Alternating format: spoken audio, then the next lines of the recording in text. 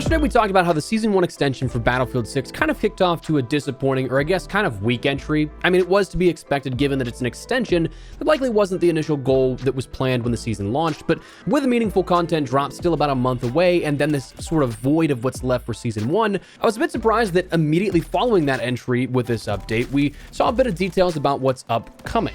Not necessarily only for Season 2, but for testing upcoming for Battlefield Labs, some details on Season 2, and even some beyond that. Today I want to fill you in on a bit of what you should know to keep you in the loop. So as we go along, drop your thoughts down below. What do you guys think and make of this community update given by the Battlefield comms team? Let me know. Drop your thoughts, drop a like if you guys enjoy the video, and make sure to subscribe for more Battlefield 6 and other FPS coverage. I'd love to have you in the community, but for now, let's get into it. So following yesterday's update, the Battlefield comms team ended up making a blog post and article over on Twitter entitled Battlefield 6 Community Update, Battlefield Labs Season 2 Testing, and Beyond. This then went as follows. Hey everyone, we hope you had a wonderful holiday season and are ready to jump back into all the action as Battlefield Labs kicks off the new year. As we mentioned in our January update blog, we're using Labs to further polish and refine Season 2 content, validating changes and making final tuning adjustments ahead of launch while continuing to apply what we learned as we evolve the experience. In this next session, we'll be testing content on one of Season 2's new maps, Contaminated.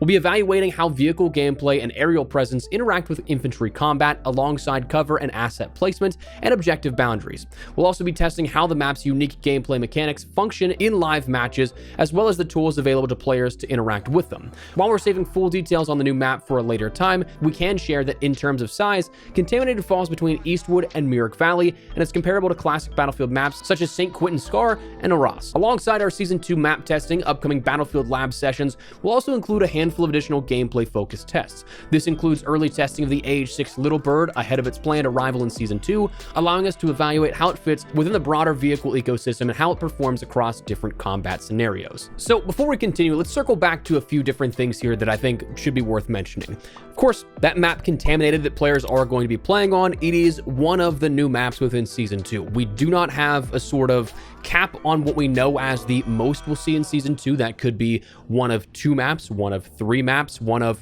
unlikely 4, 5, 6, and so on, but it's only one map we'll see in Season 2, not the only thing we'll see. This is something that is showcasing a little bit of some unique conditions of the map and previewing this ahead of the full-on reveal of Season 2 upcoming in a couple of weeks' time is when I'd guess. They also, again, coming back to that unique condition, said they're going to be testing out how the unique gameplay mechanics function in live matches, as well as the tools available to players to interact with them. Now, that doesn't give us any sort of information on what that could be, but it does give us the hint that there are going to be some things that live within this map and only within this map, it seems like. A lot of people seem to, based off of the sort of gas mask teaser that we had and the gas associated with it, think it is going to be something like a gas grenade, some sort of event with gas of some kind. Having seen a few leaks, but nothing explicitly for gameplay, that's something that could answer itself within the next 24 hours or so as more information comes out, but know that this is going to be one of those things that does have unique experiences on it. They also said that Contaminated falls between Eastwood and Myrick Valley in terms of sizing, directly comparable to that of the Battlefield 6 maps. Now, this is an interesting thing to, especially 1, test out, and 2, go that route if this is the biggest of the maps we'll have within Season 2, because Myrick Valley, large by Battlefield 6 comparisons, but not by the standards set by prior Battlefield games. And I feel like that's a thing that the vocal community has been expressing their dissatisfaction in since the launch of Battlefield 6, this lack of these large-scale play spaces. And when it comes to things like aerial gameplay, things like jets are often very much so underutilized or overlooked. So to have something that falls between a map that doesn't have jets and a map that does, it kind of puts that into a sort of perspective of, is this going to be what a lot of players are hoping in terms of scale? Now, again, with having seen some leaks, but minimal at that, I've seen some Reddit chatter over leaked footage and over leaked experiences already from the Chinese lab testing. Footage made its way over to Bilibili there, but it seemed like it didn't have jets, which, if true, is kind of wild to consider. That, again, players are asking for these larger play spaces, but not getting them. And finally, before we move on, the mention of the AH-6 Little Bird is interesting because it seems like this very well could be something that comes at the launch of Season 2, especially with a teaser. You end up hearing the helicopter blades going in the background, but the way they word this here, ahead of its planned arrival in Season 2, kind of makes it seem like it might not necessarily be that launch item, but perhaps maybe that first checkpoint of the Phase 2 of Season 2. but I guess we'll have to wait and see. But okay, the next step they said on the horizon. Looking further ahead, we'll be running more exploratory tests across aircraft and vehicle combat systems. This includes initial testing of aircraft radar, an important part of the aircraft gameplay experience, and a system we're actively evaluating as a part of future air combat improvements. In parallel, we'll be exploring a tuning package focused on rocket and vehicle interactions, including early adjustments to weapons such as RPGs and tow launchers, as well as vehicle handling considerations when countering rockets. Future testing will also validate improvements we're making to hit registration and overall combat consistency, as it is one of the more complex areas of development. We spoke with lead producer David Serland, who emphasized that these issues are rarely tied to a single change, but instead require careful iteration across multiple systems, extensive testing, and time to validate results at scale. This work includes a number of changes currently in development, with some improvements planned to arrive earlier in Season 2 and additional, more impactful updates in the coming months. Battlefield Labs will help us test, iterate, and validate these improvements as they progress, including scenarios where players may be eliminated after reaching cover, often referred to as death behind cover or desync-related behavior. We also have plans to bring a fan-favorite map from Battlefield 4 into Battlefield Labs prior to it going live in a future season, Golmud Railway. Railway is being rebuilt for today's Battlefield, not simply ported forward. Our goal is to preserve what made the map so memorable in Battlefield 4, particularly its combined arms gameplay, while improving how it plays and supports Battlefield 6 systems. Golmud is planned to be the largest Battlefield 6 map to date, giving us the opportunity to expand gameplay on a larger scale.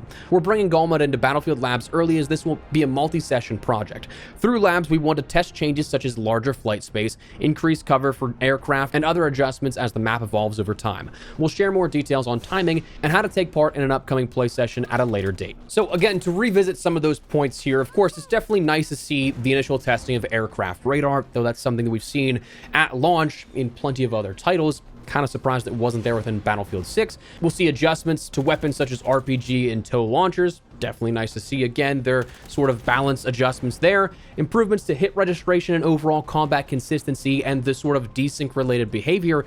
That's huge, because that's something that a lot of players definitely do suffer with, and that's one of the things that's entirely out of their control in that sense. So for that to be something that's a better experience, I'll always take adjustments in that category. Now, Railway's return is an interesting one, because there's a couple of things we definitely have to remember here with this. One, it's going to be the largest Battlefield 6 map to date, but it's also planned for a future season. So that can give us some sort of shaping and molding to what to expect for Season 2's maps in relation to both contamination and any other maps that may be following after that. Besides that, they don't tell us when exactly this will be, other than just it's a future season. Now, my guess would probably be Season 3, because it's something that is being tested. It's in a built-out environment enough that it's able to be played, to be tested, but just not quite at that finish line just yet. So Season 3, likely within maybe another 90 days after the launch of the season itself. That might be a decent guesstimation here for this. But I'm also curious if this is something that is going to be sort of any indication as to the content rollout to begin with. Because while we did see Firestorm, it did seem like a lot of the focus was on original content for Battlefield 6. But maybe this is just me being like tinfoil hat theory, but like with everybody kind of being like, hey, we want more content out of what we see for the post-launch seasons, could this be a way that we end up seeing a third or fourth map per season introduced as a remaster per season, perhaps? I don't know. That might just be like some wishful thinking, that it's additional additive content that doesn't take away from what is previously being offered, but I don't know. We'll have to wait and see. But it should also be noted that it's not going to be a direct one-to-one port or remaster in that sense, because they did say that they're going to be rebuilding it for today's Battlefield, preserving what made the map so memorable while also improving how it plays and supports Battlefield 6 systems. So like that could mean a number of different things, I guess. Like, without speculating too much, there's gonna be some differences. The final thing they mentioned was Battle Royale solos testing, where they said we're also continuing internal and exploratory testing around Battle Royale solo play as we evaluate how different player configurations impact pacing, balance, and the overall Battle Royale experience. This work is focused on understanding where solo play can fit best within the broader Battle Royale roster, including how it affects match flow, survivability, and long-term engagement when featured alongside other Battle Royale experiences. These tests are part of ongoing efforts to make informed decisions about how Battle Royale is structured and presented over time, rather than committing to a single permanent configuration. Any future player-facing testing would be approached with the goal of learning and validation, and we'll share more details ahead of time if and when those tests are planned. As always, when testing does take place, clear guidance and participation and feedback will be provided so we can evaluate how the experience performs in real matches. So that's one of those things that is interesting because they basically aren't committing to this just yet, even though it is one of those things that for RedSec is heavily requested. But I don't know, it's a weird sort of vibe here at this one, and honestly, I feel like they kind of make it a little bit too tough for themselves, like overthinking it almost. I feel like one of the only things that you really need to get rid of are tanks in solo play. Other than that, I think that for the most part, even if RedSec isn't necessarily my cup of tea at the moment, like it is one of those things that I think it could play well, just solo play like that. So, I don't know. Again, probably overthinking it in that sense, but doesn't also confirm that it will be happening, but just future tests are being considered.